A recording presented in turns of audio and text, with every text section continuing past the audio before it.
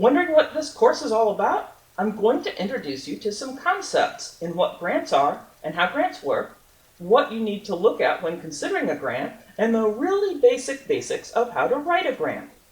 As a PSM program student, you are probably looking into practical skills in getting a job in science, technology, or a similar area. A lot of those jobs relate to research or research and development labs. A lot of those labs depend on grant funds to keep their work going. So it's useful for everyone in the team, especially those with more advanced degrees like you, to understand how grants work. This course won't make you a master grant writer. That takes a lot of experience or intense practice. But it will give you what you need to either get yourself started with that practice if you want to, or else if you don't, then you'll be able to know what you need in order to work effectively as part of a group writing a grant if that comes up in your career. So your specialty role in your lab or team will be effectively represented.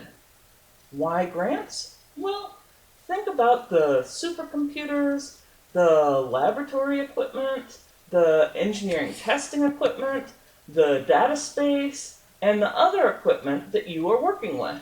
Depending on which PSM major you're in, there might be just a little of it, or there might be quite a lot of expensive gear there. Most of the time, that gets paid for and updated by grants, especially in new labs that are just starting up a new project. The kind of place that makes new hires and might hire folks just out of their PSM, for example. Now I bet you see why grants could be important to you. Much of the basic research and discovery in the United States is funded by grants, and much of the translational and commercialization of research that builds on that basic research happens through partnerships with government grants and research institutions and industry. The U.S. research and development economy relies on grants. But getting grants is not easy, which is why you are studying the fundamentals to be a stronger part of your future research team. Describing your work tasks in a way that responds to what grant funders need to see, that could have a big impact on your future career roles and your lab's ability to create their work. It's a very practical skill to have in science and technology, and that's the best kind of skill, right? Yes. This introduction module will take you through some of the terminology that you'll need in order to work through the rest of the course. It's too much terminology for a video though, so I'll leave you to the readings for yourself. Also, I should do the obligatory introduction stuff here, so you have an idea of why you're listening to me. First off, these training modules are specifically designed for the University of North Carolina system and sponsored by the UNC General Administration and the UNC Professional Science Master's Program. That means that at some points we will talk about resources that are available in North Carolina or at UNC universities only. If you're not at one of the 16 UNC system constituent colleges and universities, but you're still going through this training for some reason, first, let me say welcome. Welcome.